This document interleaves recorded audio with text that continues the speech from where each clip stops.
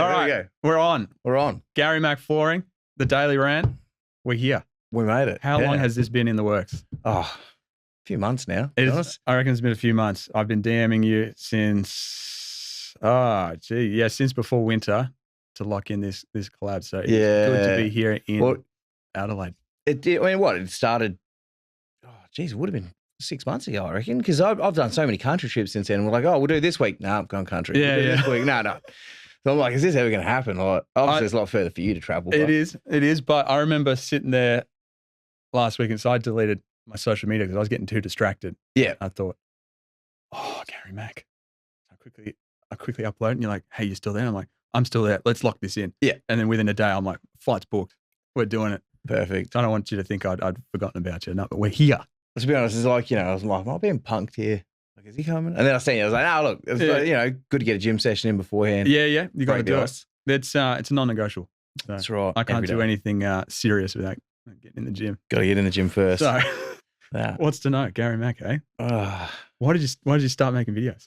I suppose for me, I started obviously like I listened to a lot of podcasts about other people, and it started as like a way to personally brand like what I do every day, and obviously like trying to attract people to like want to come and work for me. It's like obviously hiring anyone is like a gamble. You can never find anyone that actually wants to work hard these days. So I was like, I'll take this person's advice and I'll like make my brand public and people will see how good we are. It sucked. It was dreadful. Like the first video, just walking around like, hey, look, here's a flaw. Feels bad, right? You watch it and you're like, 2 people seen this. Wow, I'm making a difference in the world. This is fantastic. And then I don't know. People watching this couple, and I watched this couple backwards and forwards, and I was like, man, I could talk about this. Like I could show something about this. Yeah. And the first video went, I think it was like 600 views. I was like, buzz it. Like, I've made it. Fuck yeah. It's those like little dopamine hits. Gary Mac, Gary V. Let's go. That's it. And then it just sort of like, I don't know, escalated from there, man. Like it stopped being about like trying to draw people to what I do for a living, more like where do you come short in life? Like if you're a man and you can't handle your shit every day, you're not driven for a specific purpose. Yeah. What are you doing? What are you getting out of bed for? If your relationship's falling apart, you're comfortable letting it crumble. What are you doing? People get used to being in that in the mess. Yeah, it's like what do they call it? Like that organized chaos. It's like an untidy room, right? Yeah. You walk into someone else's house, you're like, you fucking live like this? Yeah. Like, they're comfortable with it. They're used to that. They're like, I know that's where that is, that's where that is, and that's where that is. And you're like, they got the same approach to their relationships and career and marriages. It's insane. Like they say, like, look at a man's car, it tells you a lot about his relationship. And there's like food wrappers and shit all throughout the car. You're like, you're a messy person in life. Like, how much do you put into your relationship at the end of the day? Like we've all had shitty relationships where you're just like, man, every day is like that mundane. And you're like, there's got to be something more to this. I used to date a girl, and someone told me when in the dating life, judge the girl by how she keeps her car, because she keeps her car clean, she keeps her life clean. And into this girl's car, and she was rocking a slab of Coke no sugar in the passenger seat just in case she needed to pick me up on the drive home. Mate, your life is in shambles. Yeah, she's got the seatbelt over it though. Just make sure it's secure in there. Like, no, it's in the footwell. Like if I judged my wife by how she treats her car, like I'd be dead, I reckon. You reckon? Yeah, the amount of like, whoops moments. So like, I'd be dead. Like, don't get me wrong, she loves her car, but there's only so many times you can hit a curb and be like, where'd that come from? Yeah, it was there. Yeah, so that's me though in the relationship. I'm the curb hitter. Did I need to upgrade to like a Hilux or a Raptor? Because that's why I got a big car. Right, I run over shit all the time. And every time I do, I go, all right, well, I can clearly not be driving a luxury car anytime soon. Yeah, if I had a Raptor, this wouldn't have been a problem. Yeah, rims are expensive nowadays. Like big tires, they just go over shit. Yeah, and it's easy to find somewhere to park. There's always like medium strips you can just drive onto them. I do see that when I was at the airport. There's parking for us, and then there's parking for them, and they can park on the footpath. Yeah, like to half up the curb onto a bollard. 10% extra parking for big boys. That's ridiculous. Yeah. My fiance put me onto your videos actually. Yeah, I will say like predominantly most of my views and followers are like females, but I mean with that you cop a lot of crap from people going like, I show my partner this. I'm like, don't do that. Do you want me to die at the end of this? Like, why would you do that? Don't do that. But again, I suppose that's the point though, isn't it? Like we want that message to get out to people where it's like, if your missus is showing you this, she's clearly like trying to tell you something without telling you because she's not sure how you're going to take it. So it's like, it's easy to go, hey, look at what this guy said. Yeah. that's kind of how I feel, but I don't want to tell you that's how I feel. So like, just, what do you think? Yeah. You know, whereas men, like so many men are like, that's not me. That's not how I am. I don't do that. I don't do that. Like they have no accountability and go, oh, maybe I'm like that. Maybe that is like, maybe that's how she's feeling. And that's maybe why she doesn't talk. That's why I think you're doing so well, man. Because I noticed your followers were like in the 3,000s when my partner showed me your videos, and then now 2 months later you're a touch under 10K. Yeah, it's blown up. It's crazy. That's insane. And I think it's because what you're saying is kind of unique, because it really does appeal to women as well as men. It's insightful and it's important for men, but the women resonate with it because you're preaching a message of taking accountability and taking ownership over your relationships. Not a lot of guys are doing that.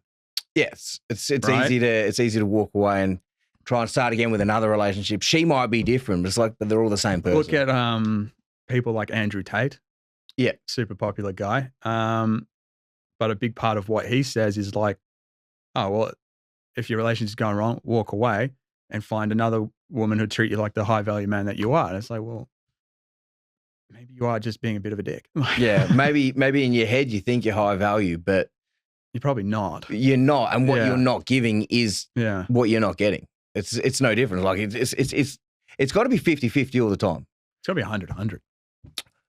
In saying that, you've got to be able to go, right, you're having an off day. Like, men and women all have off days. Like, so on the days that you're off, you have to be able to recognize and go, look, I'm just not feeling it today. Like, I need you to bring the extra to this relationship. I'm just not feeling it today. I'm a bit snappy. I had a shit sleep. I got this going on at work. Yeah. Being honest about that is like the hardest part. So many men will just blow up and go, I've had a shit day. And it's everyone else's problem. Yeah, it's everyone else's fault. It's like, well, technically it's no one else's fault but your own. See, I used to have a lot of shitty days. When I was like 21, 22, 23, early 20s, I didn't seem to make the connection that how good my day is starts with how much discipline I have the night before. I'd stay up all night, play computer games, and then get 4 hours sleep and smash Red Bulls all day and be surprised that I was groggy and grumpy and an arsehole to everyone else. And I just thought, geez, life is really, really hard. But when I started to realize, hey, if I don't eat breakfast and I don't get a nice sleep, I'm not a very nice partner. Yeah, you start to notice all of these little things. It's like, if I set my day up for success from the very beginning, the rest of the day, like even if you have like little moments during the day that aren't wins, you can deal with them so much faster. Like the moment you get into that, like I've had a bad day, no, you've had a bad moment during the day. You haven't had a bad day. You haven't had a shitty day. You've had a shitty moment during the day. What do you do when you're having a bad day? To be honest, like my wife is the first person to go to with any of my problems. Like I'm sure like most happy, healthy relationships are the same. Like your partner is like it's like the pendulum. Like she'll swing one way, you'll swing the other, and you always come back to the middle. Like if she's having a shitty day, she comes to you. You're having a shitty day. Oh yeah. Same thing. Like whenever there's anything that I'm like, I'm battling with this, my wife's the first person. Can she tell? Oh, she reads me like a book. Yeah. Yeah. She'll be like, go to the gym, go for a walk. She knows what you need. It's like, this is what you need. Like, even down to like, you haven't had breakfast, have you? I'm like, no, I haven't. She's like, that's why you're grumpy. I'm like, man, really? Like, you're talking about lying in relationships. A lot of men lie because it's easy. I can't lie to my partner for nothing. I can't hide shit. She reads me like a book. And I'll be honest, dude, in a lot of previous relationships, it's a lie all the fucking time because they'll believe it. That's right. Not my Wendy. She knows. But I think that comes down to the connection that you have with the individual as well. It's the respect. You know, men will talk shit on a building site all day long and boast about how awesome their day is. But at the end of the day, their wife knows exactly the person they are. Oh, yeah. And if you're not in a relationship where your wife can read you, it's not real. It's not real. It's fake. It's like, have you got the cross-loaded numbers? No, I haven't got the cross-loaded numbers. Like, no one knows how to predict that, but women find this amazing way to be able to read who you are. Yeah. And you don't even have to speak. They can just look at you. They know your body language, everything. Yeah. And so many men have that ability to do the same, but they're very arrogant and very pig-headed. It's like a selfish part of the brain. It's like, I could care about you, but I care about me more. Ah. And what I find is like, especially with tradies, like a lot of tradies are like, I'm the breadwinner. Like I hear it all the time on building sites. Like I'm the breadwinner. I make the fucking money. She should do this. Yeah. And you just go, do you even like your wife? Yeah. Like, do you respect her at all? Like, yeah. It doesn't make sense. Like, I understand that there's like a cost of living and there's all these other dramas in the world. But at the end of the day, like most households, the woman runs that shit. Like, she's the driving force of that house. She's the boss, dude. Like, I know that my wife's the boss. Like, she wants to do something. I'm like, all right, how do we make it happen? It's no different. Like, I'm like, all right, this is what I want to do. She's like, all right, cool. How do we make it happen? Yeah. Like, so many people go, oh, as a man, you should be able to just make your own choices and do your own shit. I'm like, yeah, within reason. Yeah. If it's only affecting you, absolutely. If it's financial and affecting everyone, it should always be spoken about in the house. You've got rights and responsibilities to other people. Well, that's it. So at the end of the day, whether you're the breadwinner or whether you're on equal earnings or whether you, whatever, like she might be the breadwinner. I know plenty of people that the woman out earns the man. Yeah. And the man still walks around on side going, I'm fucked. Like, no, you're not, mate. We can see through. And that's why she doesn't. That's it. That's why she doesn't trust you. That's why she doesn't believe in you. Yeah. Like, the moment your partner doesn't believe in you, man, that's a dark, slippery slope down. That's a good point. I think I was there in my early 20s, man. I had this relationship that was like, it was 7 years long. And I think, when I met her, I was in high school and I was relatively popular. I was kind of well liked. I took care of myself. I think I was a relatively handsome guy, but I took her for granted. I figured she ain't going nowhere. Yeah. Right. Sense of like, yeah, I've got this shit sorted. This is locked in. Yeah. And I took her for granted. I never showed her appreciation. If I had a bad day, I would take it out on her. I would be in a pig of a mood, and she would cop that. Yeah. And over like 7 years, I gradually went downhill. Like, I didn't study very hard at university. I ended up dropping out to deliver pizzas. I had fuck all money. Yeah. I was fat. I was an expert beer drinker. I could drink a case a night. I was a champion. Yeah, you're like, my qualifications are as follows. High blood pressure. Yeah. It's like, don't read my blood pressure. Like, you get on a plane and you just like start going pie head. You just like full blood. I was a pig of a man. And I reckon she lost a lot of respect for me because I wasn't that confident, outgoing guy that was getting top marks in year 12, working hard at school. I was a loser. And when you're in that position, dude, she doesn't respect you. She didn't think I was a good guy. And the relationship went to shit. Yeah. Yeah. But in that, did you find that the more she didn't respect you, the more you started to realize that you didn't respect who you were? No, I didn't have that awareness. No. I did not have that awareness at the time. I was very insecure about who I was. And so I took that out on her and tried to bring her down to my level. Yeah. That's how fucking toxic it gets. Rather than what she was trying to do was bring you up to her level. Yeah. I wanted to knock her down a peg and get her down to my level so that I could feel better about myself. Yeah. And that's classic insecurity. Yeah. And so I did that. I did that for years. She, the one thing that really bothered me was that she had a career. She was, in school for engineering. She's going to make, good money in the mines when she finishes. And I'm delivering meat lovers pizzas from Domino's, making beer money. Yeah. Basically living for your beer money. Correct. And I'm looking at where this is going. I'm going, wow, not only is she going to be a breadwinner, which there's absolutely no problem with a female spouse earning more money than a man. That's so fine. Yeah. But when the disparity is like $200,000 and I make pocket money. Yeah. You're making beer money. You're like, I got the beers. And I'm sat at home drinking beers and playing PlayStation while she's out working and improving herself and being a confident, capable human being. And I'm a loser. That insecurity is there. And no, I'd take her down a peg and try and ruin her self-esteem. And it's just fucking nasty. Yeah. It's becomes toxic. Real nasty. And I wasn't aware that was something that I was doing for many, many years. And it was only when the relationship ended and I spent a good amount of time on my own, really processing how it is that I've affected the people in my life, that I was like, holy shit. I'm orchestrating a lot of the problems in my life and I'm taking that on other people and I'm making it horrible. Yeah. Horrible for other people. And it's one of those things to realize, right, if the way that I am affects the people that are around me, what do I got to do to set myself up for success so that I am a happy and positive person to be around? Are there things that affect me and affect my mood and the way that I feel? Are there things that affect my temper? Yeah. Okay. Well, what is it? If I don't get enough sleep, I'm not a great person to be around. Okay. What do we do about that? Consistently get enough sleep. Yeah. Go to bed early and make good choices. Avoid caffeine late at night. All right. What about exercise? Yeah, that reduces my anxiety and I'm less irritable. Exercise. Make that happen. eat good food, eat good nutrition, and stay off the drink. 4 a.m. club. Consistent. In the 4 a.m. club, in the 5 a.m. club, or in the whatever time I get up, it gets done club. Yeah. And that's hard-learned lessons. I think, you know what I mean? I think the problem with like a lot of men is that you wallow in your own self-pity, but you want everybody to wallow in it with you. So it's very easy to drag people down. I want to share the pain. Yeah. It's like, there's a saying, like you become who you surround yourself with. Correct. Now, the downfall to that is that the people that want to stand up are dragged down. Yeah. The people that are already down never want to come up. Why do they do that? Why do people snip the tall poppy? I think it's self-confidence, self-belief. Do you reckon it's a mirror? People are afraid to take the step that could change their life, but the change is exactly what you need. But if you're at the bottom and you take a jump, you're more scared that you're going to fall further down.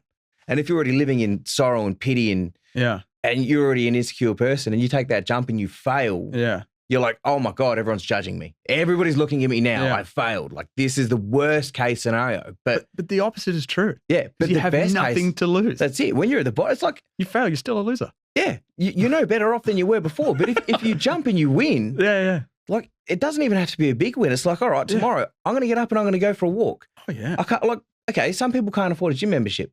Fair enough. Like, push-ups are free.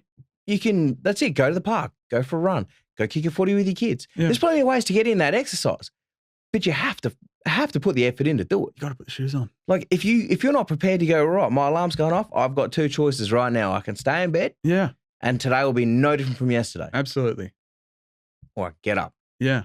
And whatever I change today, I'll do a little bit more tomorrow, and I'll tweak a little bit more tomorrow. And the more I do it, it becomes a pattern. Yeah. All of a sudden you're like, shit, what I was struggling with 6 months ago doesn't exist anymore. It's not even a struggle anymore. Like, my anxiety levels are down. I'm feeling more confident in myself. Like, I'm up, I'm getting exercise in. I've dropped a few kilos. I'm fitting into stuff that I never thought I'd fit into again. Yes. You know, especially like as a single bloke, there's a lot of single blokes, like you see them and they're just like couch potatoes and you're like, man, wake up now. Like, women don't want real men, bro. Come on. Yeah. It's like, everyone's like, oh, you know, I love the dad bod. I'm like, to a certain level, I'm like, it's cute and cuddly and pudgy, but at the end of the day, I'm like, don't you want a man that's like completely driven? It's like, whatever you need, I'll do whatever I can. Yeah. You know, like, I tried to set my whole life up in a way that with my eldest 2 kids, my partner at the time had to go back to work straight away. Like, we couldn't afford very much time off. And the same with my wife, like when she had her 2 daughters, was very short. She didn't really get that real good bond. And I thought, you know, I'm in a position where like I run a successful business. I'm like, you can go back to work or you can stay at home and raise our son. Like, you can build those core moments that have been taken from you. Yeah. And that's something that I think as men, we're like, oh, you know, stay at home parents, they've got it easy. Fuck that. I did 7 days of that shit, raising kids, man. How was it? It's tough, man. I take my hat off to stay-at-home parents. Honest to God, I take my hat off. It's a hard gig, man. Like, you just feel like every part of you is being pulled in different directions. And you're trying to, like, I'll get dinner sorted, I'll get this sorted. Well, it's like, holy shit, it's 3 o'clock. Yeah. Where'd the day go? And you look around and the house is in shambles and you're like, I've achieved nothing. There's no 9:30 smoko. Yeah, like, you're like, I'm trying to eat my lunch. I've got a kid hanging off one leg. I've got dinner burning on the sink. And I'm like, my wife just goes, sorted, done, finished. Like, watch me do this shit. And I'm like, man, how? And she's like, I don't know. It's just like in their DNA. And men just don't appreciate that shit the way it needs to be done. Yeah. I mean, your wife being a nurse, well, wife to be being a nurse. That's what, shift work and stuff as well. Yeah. So sometimes we don't see each other because I'm on shifts as well. Yeah. So I do rotating shifts, and there was, I think, a period where I didn't see her for 2 to 3 weeks. Not making good money, you know. I'm working 70 hours a week. I'm going, this is great. This is how I'd ideally have it if I was a single bloke. Yeah. I thought, how good. And then one day she goes, I don't want you to go to work today. I said, why? And she goes, oh, what good is having all this money if we don't see each other? Like, I don't think that's worth it. I don't feel very loved and connected here. And I realized, oh shit, no, my decisions have other consequences. Yeah. Besides me just getting a bit tired. Yeah, I mean, I suppose at the end of the day, that's true. Like, men just go, oh, I'm putting all the effort and I'm putting in all the effort. Making money for us, babe. What's going on? Yeah, but at some point, you got to realize that the effort's being put into every place except for the one at home. Which is the most important thing. Yeah, like every man will have a great day if they have a happy wife. no shit. Like I stand by. Like if my wife's like, if we've had a niggle about something and it's unresolved, I'm carrying that shit into work. I know I'm going to have a bad morning. I can still go to the gym, still do everything the same, but I know that that's weighing on my mind. It's unresolved. I've got to sort that. Gym can't fix that for me. Gym can make me a better partner and help me deal with my own stress, but I'm beefing with my wife. Like, babe, you're my only friend. Yeah. I always look at it. I'm like, yeah. I have a very small circle of people that I communicate like directly with. Obviously, like I talk plenty on social media about stuff, but I have a very small circle of friends where I'm like, I can confide in you about things. And out of all of them, like my wife would be my number one. Like anything, even if it's not like business or relationship, anything. Like, you know, especially because I work away quite a lot. So it's like a lot of times waking up, your wife's not there. Going to bed, your wife's not there. It's like, I work with people and I'm like, man, you didn't even say good morning to your missus. I'm like, man, that's the first thing I do when I wake up. Oh, yeah. You know, I'm like, I haven't seen you. Like, how'd you sleep? How's kids? Like, you've got to try and treat it the same as if you're at home. We have a rule in our house is no matter what time I leave for work, I have to go back to the bedroom and give her a kiss goodbye. Yeah. And she'll accuse me of not doing it. I'm like, baby, you were asleep. Yeah, the pillow over your head and blankets and everything. I swear I did it. But and then so sometimes, you know, I'm sleeping from night shift and she'll come in.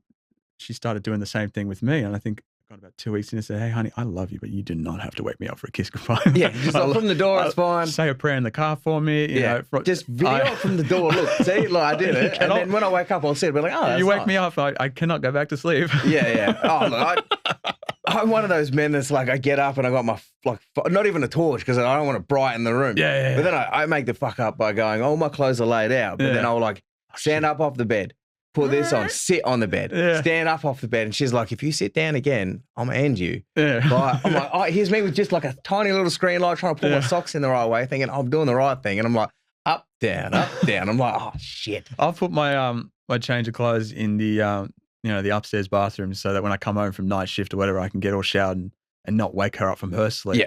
But then she'll have fallen asleep in the spare bedroom. I'm like, oh, shit. You're like, yeah, well, that whole thing just went out the window. That's great. Yeah. I mean, it's difficult though. Yeah. Like it is. Like especially with shift work. Like it is tough. You're trying to like organise your shifts around her shifts, still trying to fit in. Neither of us have control over any of those shifts. That's right. And that's where relationships fall apart. Correct. In a sense of like when the other bits don't connect. In my industry, the divorce rate's super high and a lot of the guys go, good luck with that marriage, mate. It's not going to last. And it's like, I fucking love my wife though. Like I don't know about you, you guys, the way that you talk about your wives is with such disdain. Yeah. Like, the ball and chain, like, bro, I want to hang out with her after work. I can miss her. That's the point. And that's where I'm like, how do men get to this mindset where they're like, oh, you got to run and ask your missus, oh, the old ball and chain, oh, good luck with that. I'm like, yeah, I do, man, what went wrong in your life to get to this point where you're so negatively geared towards relationships? She's my number one priority.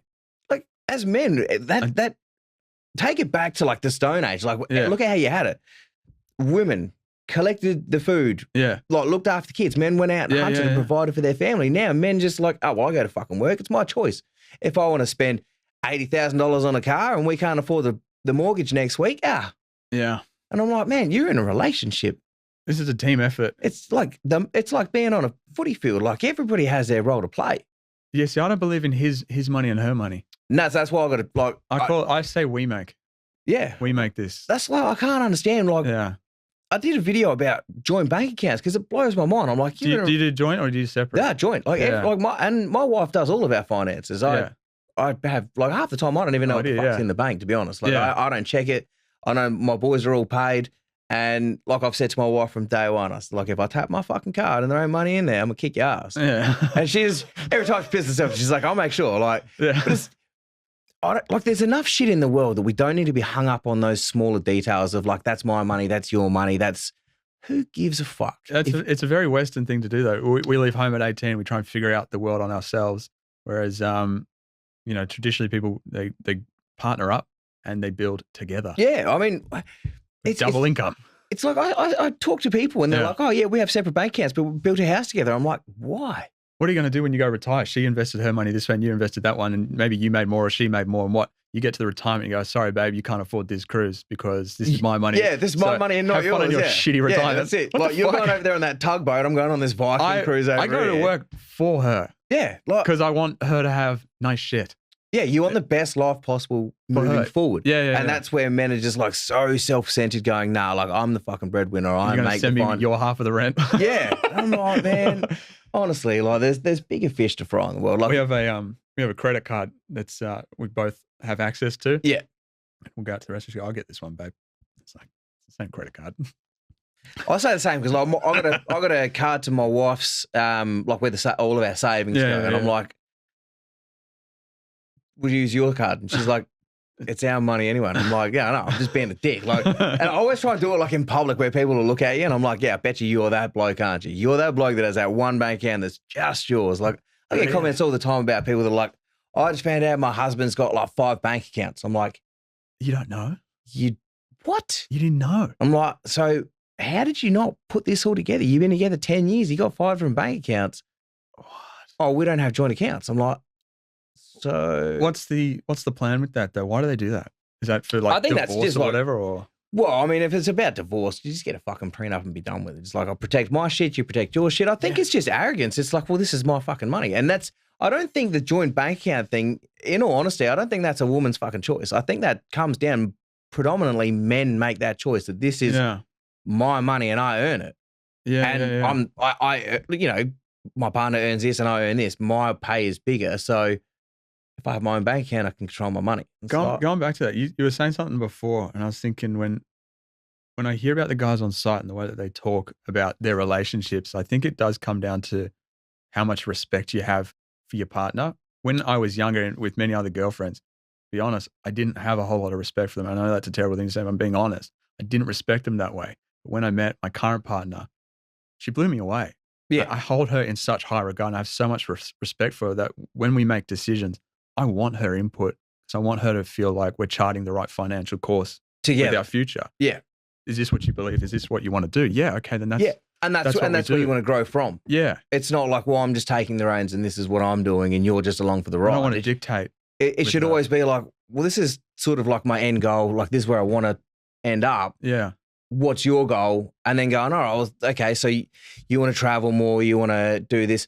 You know, like my wife loves traveling. I love traveling. Like, that's always sort of been our end goal is like, you know, making more moments together as a family and traveling and seeing shit. Yeah. Yeah. Like, obviously my mum's at a point now where she's traveling. Yeah. But for so many years she wasn't. I'm like, man, you're like... How old's your mum? 60. So she turned 60 this year. Yeah, I think my mum's around that age too. And now she's at that point where she's done like Vietnam, Hong Kong, Bali. Like she's finally starting at like, she's did all the UK and everything else. And I'm like, you're finally starting to see that life isn't just the fucking 9 to 5 mundane shit. Paying off the house. Like the asset's always going to be there because at the end of the day, in the world we live in, our house is always going to be worth more than we fucking paid for it over time.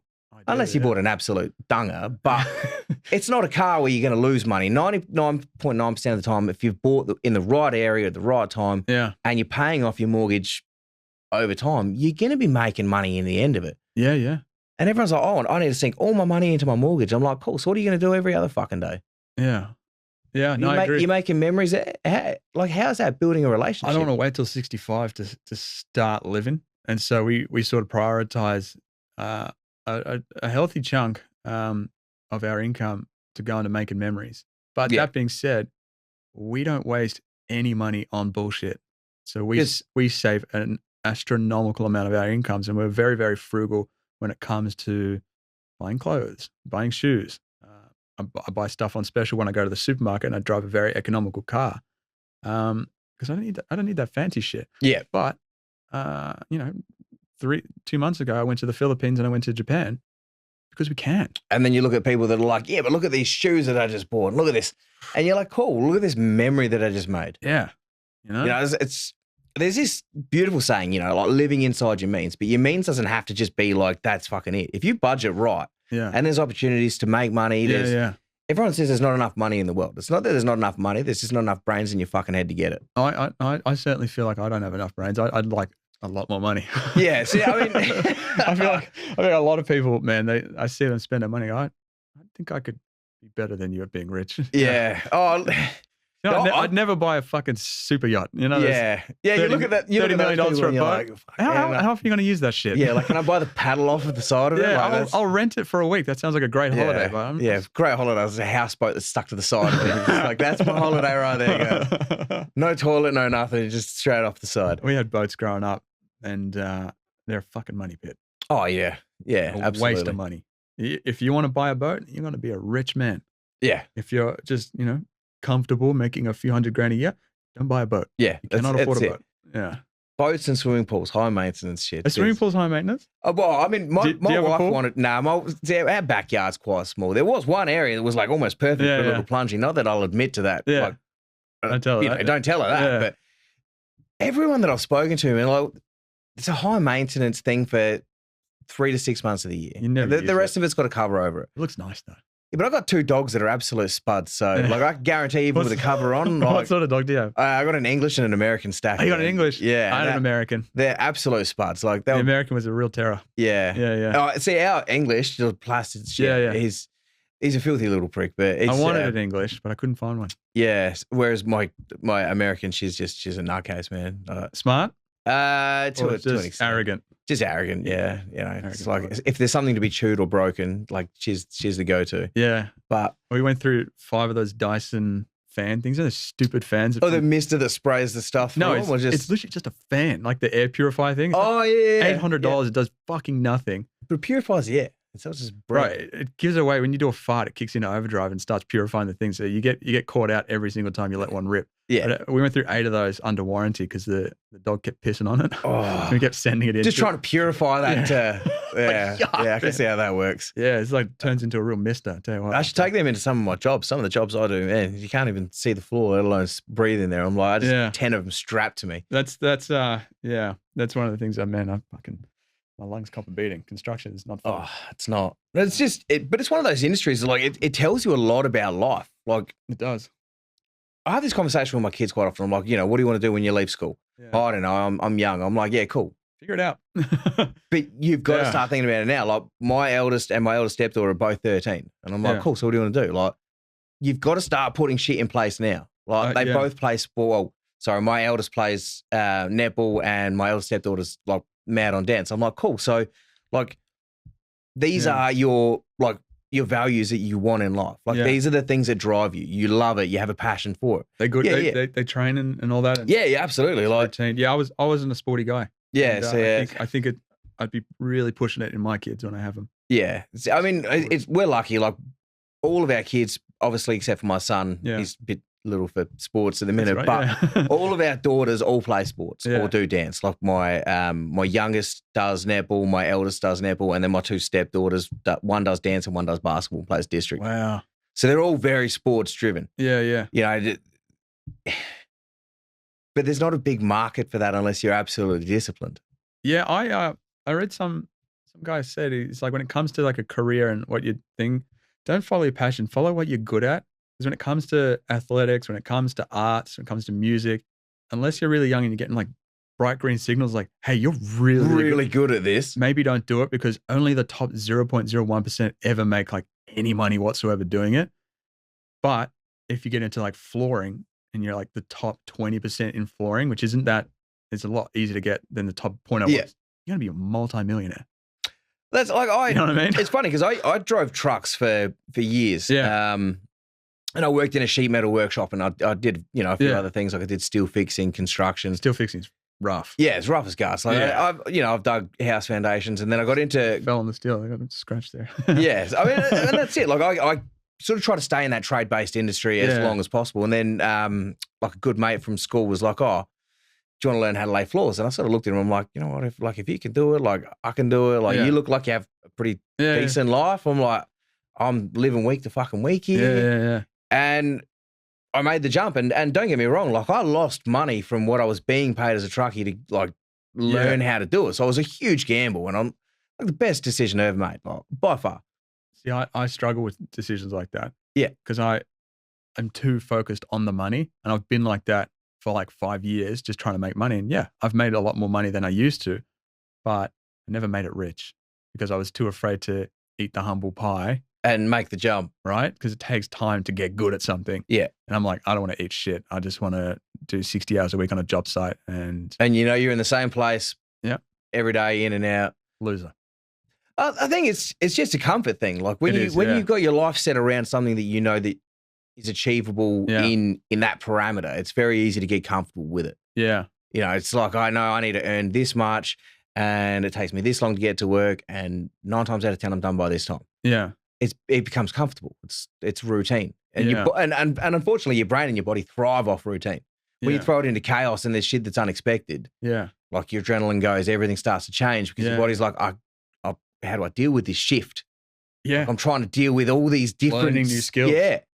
And there's a certain time in your life where you lose that ability to learn new shit. That's right. And that's where like I took that jump and it was a huge risk. And I'm like, how old were you? My eldest is 13, so it would have been 12 years ago. So what's that? 28. So my age. Yeah.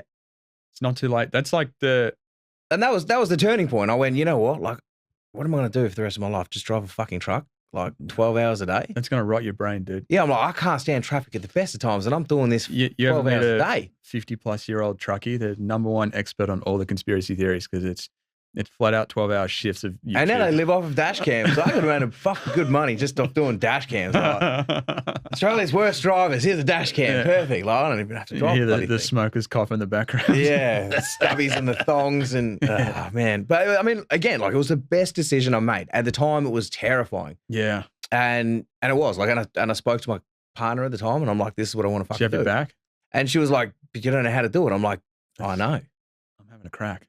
But if I don't, like, even if I don't know how to, it doesn't mean I can't learn how to. And she's like, if you think you got it, go for it. And don't get me wrong, it was rough as guts. Like, it was like, fuck, this is like a bit more in depth than I thought. Yeah. I had a sports injury. The day I resigned from my truck driving job, I played basketball that night and broke my knee, did my ACL. You're kidding. That same day. And I didn't know that. Yeah. Yeah. And I had to literally eat shit. I rang my boss and I was like, dude, I can't even do my 2 weeks notice. And he was like, oh, bullshit.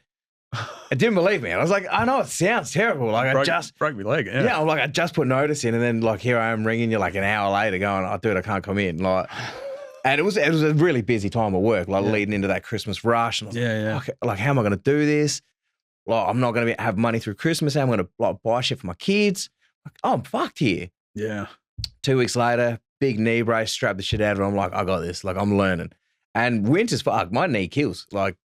But it's one of those, like, I could probably afford time now to go and get it fixed. I highly recommend it. Yeah. Yeah. But at the time, it's like, I just got to suck this up. This is my fuck up. I chose to play sports. Yeah. I knew I had a family.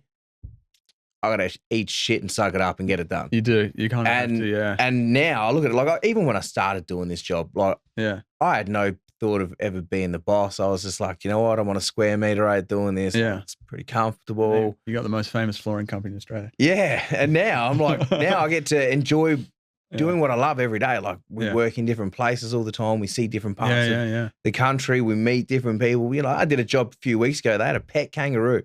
What? Yeah, it's crazy. Like I thought it was a stray. Like I pulled up and I'm like, dude, there's a kangaroo in the front yard. They're big. Yes. Oh, I mean, this was small, but it had a dog collar and shit. I was just like, I'm like, is that legal?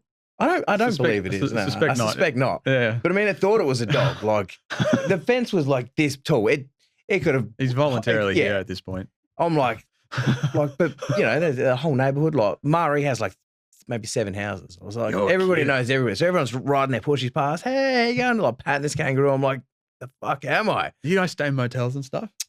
So like we stay at a lot of caravan parks. Depends on how regional we are. So like Cooper Pedy, we get like Airbnbs, which is like a full 3-bedroom house. Yeah. So like everyone has their own space. It's quite comfortable. That's all right, eh? But I mean, it's rough as guts out there. Like you kind of need that security with a fence and shit. But you know, I never thought even doing this job like I'd be in a position where I'd see some of the country and it comes with a massive sacrifice as well. You know, my lad's 3 and I've missed a big chunk of his life. Yeah, that's tough. And no matter what I earn, I'll never buy that time back. No. But what I'll teach him is the discipline now is reward later. Like if I can sacrifice shit now that's hard, I can achieve anything I want later because I've done the hard yard. That's so true. It's a tough balance to strike because sometimes the better Chrissy presents when they're 15, they're like, dude, and they remember shit more. Yeah. You know, like it's funny because like my lad will always say, Daddy always comes back. See Daddy on Friday because he knows that every Friday I'm always coming home. And you have to be there. And I pick him up from childcare and it's like the fucking Christmas tree being lit up. Like, it's the happiest moment. I'm like, man, it's crazy because I remember with my daughters the same thing. Like when I'd separated with their mum and you'd see them and that face would light up. And then you realize as they get older, no matter how consistent you are, they grow. So they're not that dependent on you anymore. Yeah. So you're like, at 13, they still light up, or depends. Like if they're in shit, they'll milk it. They're like, oh, I haven't seen you in so long. I miss you. I'm like, what'd you do wrong? Yeah, I only did this. I'm like, you know what? Like life goes. Yeah. But they're very smart at playing the fucking game. They know. They're just like, you know what? I've done something wrong, and he hasn't been here for a week, so I reckon I could get away with this. And it works every time. Absolutely, Yeah. absolutely. We're suckers for it, man. Yeah. I don't know. They say this whole, you know, like daddy's girl thing, like dads are different with daughters. I'm like, I don't know, man. My kids are all very consistent. Yeah. You know, like you leave shit around, I have no issues picking up, putting it in the bin. Like, and I mean, your toys, not rubbish. Like if you've left rubbish on the floor, like I'm calling you back. You're going to put it in the bin. Figure it up yourself, yeah. But if you've left, like I always play games with them. Like if they leave their phone chargers out, like I'm taking that shit. They're like, oh, I can't charge my phone. I'm like, oh no. However will you cope? You'll have to be a normal kid again. It's like we live in an age where like kids are driven by phones, man. When you were younger, did you have the streetlight rule? Well, see, my old house when I was growing up, the school was like right across. Like there was just one street between us. So like my dad would just whistle.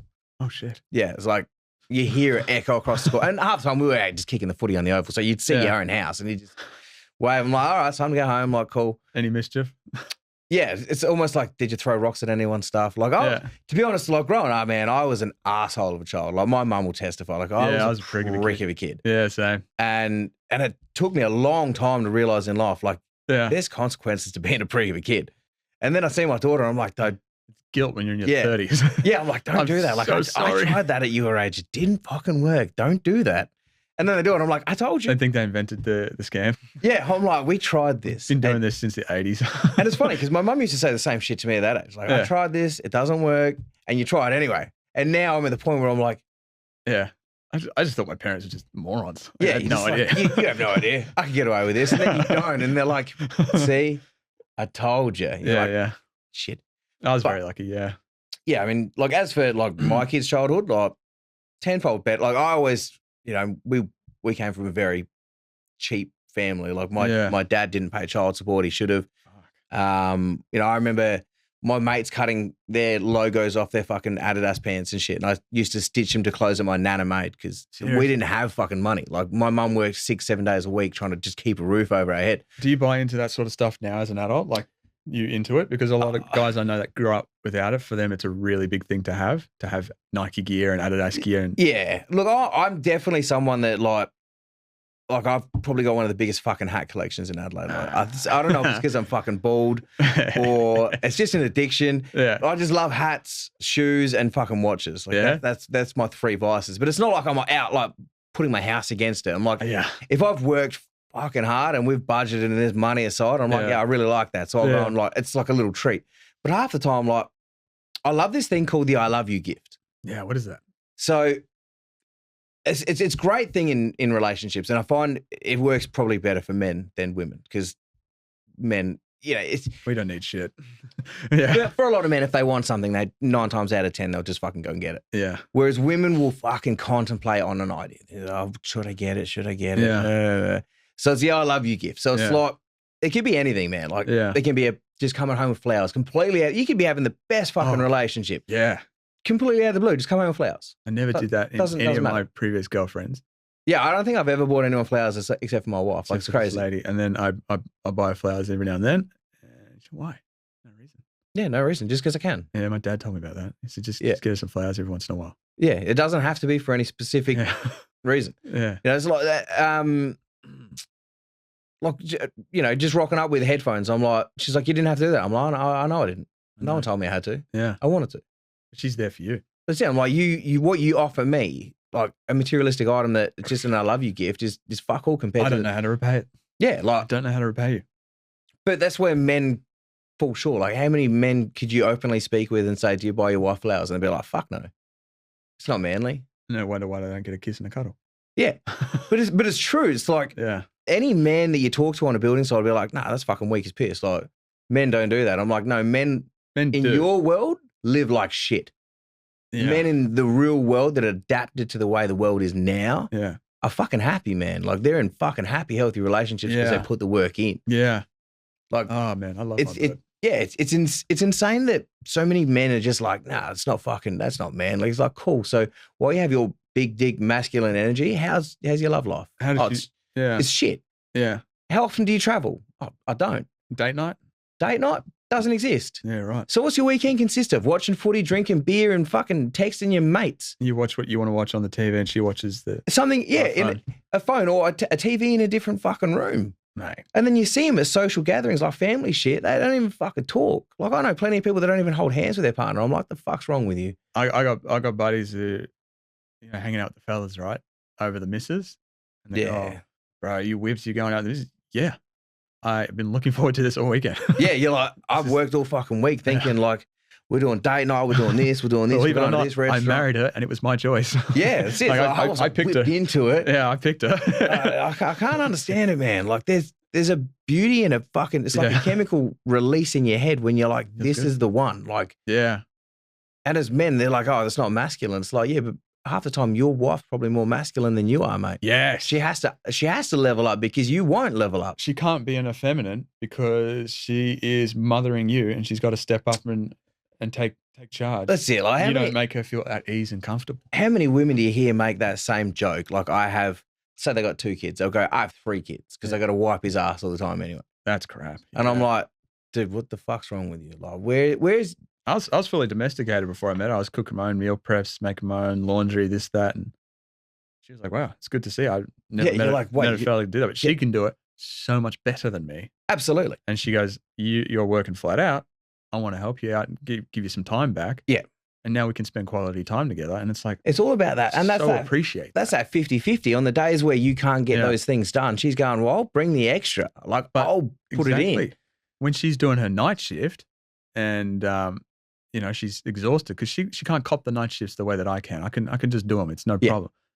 I'll make her lunches. I'll cook the meals. I'll take care of the house so that she can get up and go to work because nothing else to worry about. Just sleep deprivation affects that's it. You're getting the extra bit of sleep because you're not having to think about all the other shit that in your head you're like, oh, that hasn't been done. Oh, fuck, that hasn't been done. Yeah. Like my wife was spun out. She's like, oh my God, you know how to do washing, you know how to do this. I'm like, yeah, I'm a fucking man. Yeah. I had to. I'm like, my mum taught me when I was fucking 10, mate. Yeah. It was just my mum and I learned at 25, but no one else was going to do it for me. Yeah. Like, because my mum worked, we'd come home from school and it's like a list of fucking chores, you know, put the washing on, do this, do that. So she's like, you will be domesticated men. Like, you will know how to fucking run a house. Yeah. Because at the end of the day, in a relationship, you put in that. It's not a woman's fucking job to do all that shit. No, I agree. Hey, thinking about that feminine energy, I think my current partner is the first time I've ever been with someone that is genuinely feminine in the sense that she can get me to do anything that she wants. And it's because of the way that she asks me to do things that I think is just so beautiful. She came up to me the other day and she goes, my handsome man. I said, yeah. She goes, you know, I really love it when you come and pick me up from work. It'd be really great if you could do that for me tonight. Am I going to say no to that? That's it. What man's going to be able to go, the footy's on. Do you get asked that? Like, I've never been asked for things that way, but when she asks for me like that, I will walk over hot coals barefoot because she's whatever it takes. And I pick her up from work. I walk her home every single night that I can. Yeah. If I'm not at work, I'll walk her home from work. And we even do, you know, the grocery shopping together, just like little things like that are like little brighteners in my week that I look forward to. Like the other day she goes, can we go grocery shopping tomorrow? I said, yeah, why? She goes, oh, it's just last week you did it on the way home from work and, you know, missed it. I'm like, oh. It's the little things. Well, of course. Yeah, but it makes all the difference because no matter how short the time is, if there's still time there and it's quality time, it could be 5 minutes quality time. It could be 50 minutes of shit time. Yeah. And that's where men just go, oh, yeah, we're in the same room. Cool. You're on your phone. You're fucking doing that. No one's actually, like, that's shit time. No one's actually engaged in that. But when my ex-partner would ask me to do something, she'd go, oh, can you fill up my bottle of water? No, do it yourself. Yeah, why can't you do it? Why don't you do it? I just sat down. Yeah.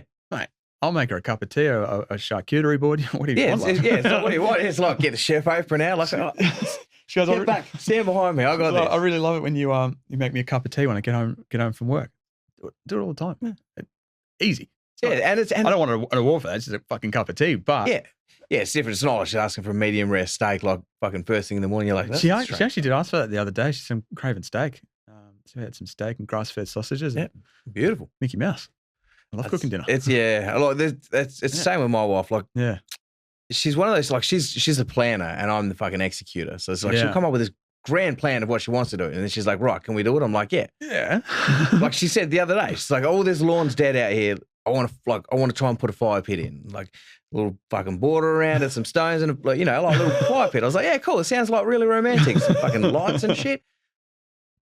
She turned around, I grabbed the shovel and started digging. She's like, what are you doing? I'm like, you wanted a fire pit. She's like, I get it done. Yeah. I'm a doer. That's it. Like by the end of that afternoon, like 2 hours later, that whole piece was dug out. She's like, I didn't mean literally. And I'm like, you said you wanted something done. I'm like, I'm fucking more than capable of doing it. I took my fiance to, she was my girlfriend at the time. I proposed to her in Japan, but I took her to Japan and I spent, a good couple of months building the itinerary, figuring out the logistics, how we get from the airport, how we getting on the train, how we transferring luggage.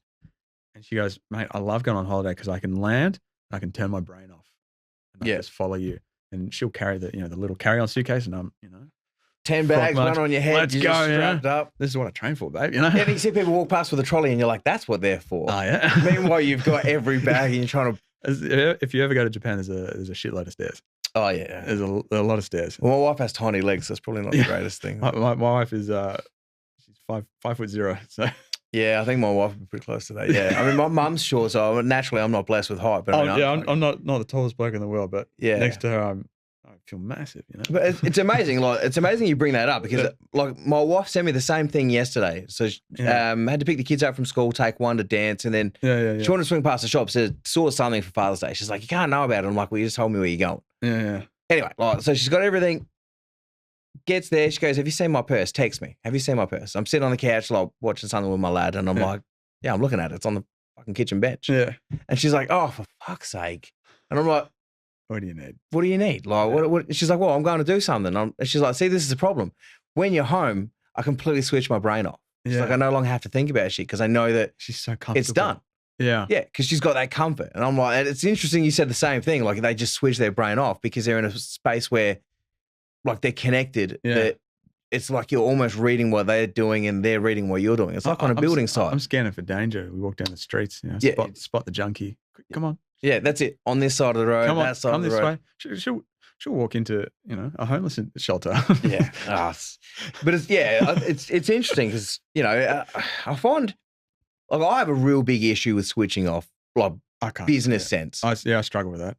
Because running a business, like, you've got to make sure that there's X amount of work being done each week, cover this, cover that. So I find it very difficult to switch away from all of those things that I need to do to make bank every week. And then once I've reached that fucking target, it's like, all right, cool, I can ease up a little bit. Yeah. But it's very hard to just switch off boss mode where it's like people ring you. You struggle to fall asleep?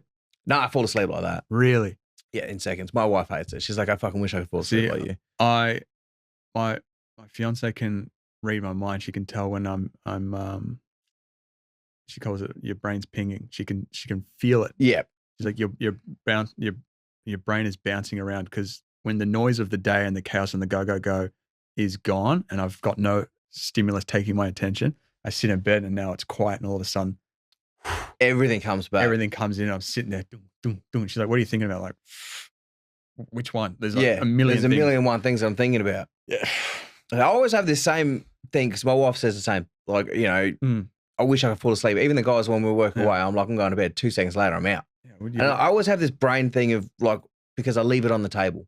Yeah. Anything that bothers me, anything that's going on in the day, if I haven't addressed it by the end of the day when I'm ready for bed, it's not big enough to take to bed. Yeah, I try to do that. Try to wind down and not start anything before bed. Like sometimes I'll start doing something, at 8:30 or 9 o'clock, and mate, I've just put myself back into work mode. Yeah. After watching Netflix for 2 hours. Yeah. Well, that's.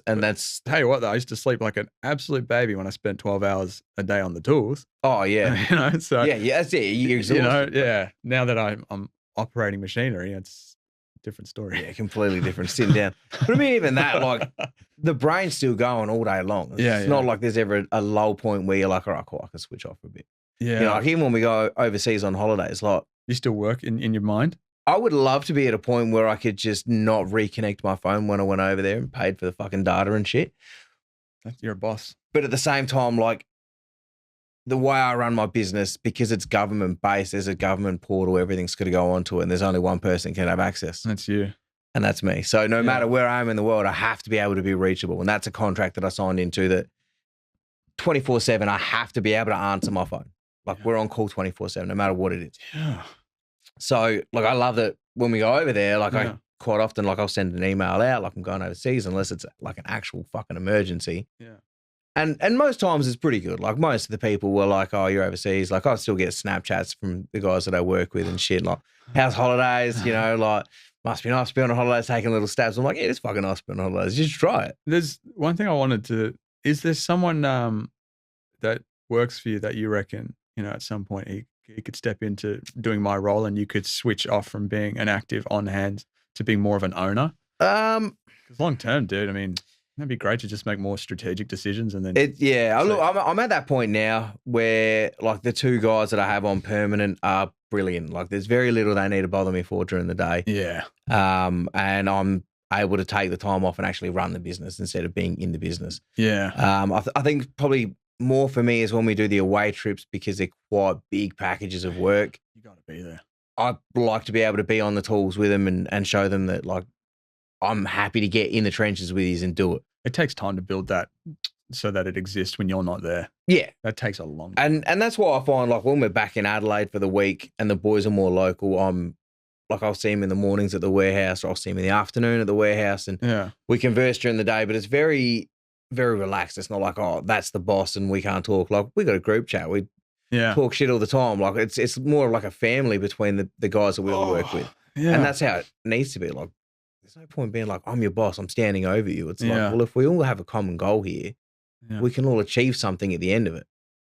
That's tough, man. It's tricky, you know, like, I want all the boys to have a great life, but at the same time, like, I can't give them that. Only they can get it. You got to work.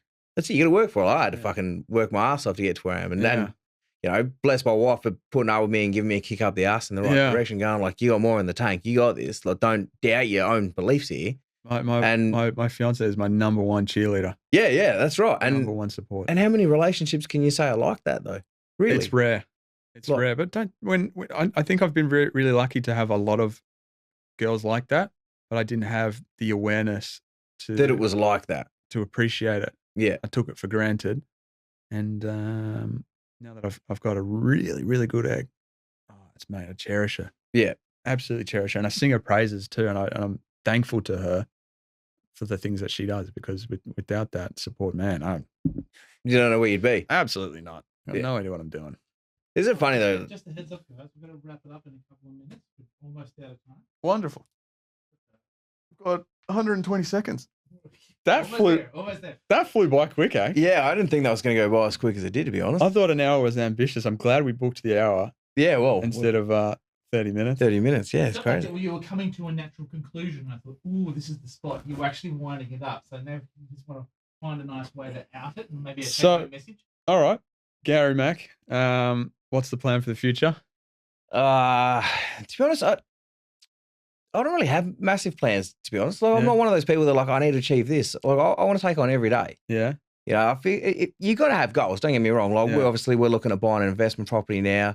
Yeah. Family holidays with the kids, all those sort of things. You know, it's not like the business is going in the direction that we want it to go in. Yeah. So there's no point trying to force the hand that's already guiding well. It's what about the content, man? What about the content? Hey, man, content's always the content's always going to be there. Look, this is going to be one of many podcasts. I'm sure I'm going to drag you into plenty of these. Yeah. I suppose for me, like, obviously the content's amazing. The people that reach out and support everything that goes up is fantastic. Obviously, you get the haters, but what's the world without haters? Let's be honest. Man, you got to have the people underneath you so that you realize where you've made it to. Amen.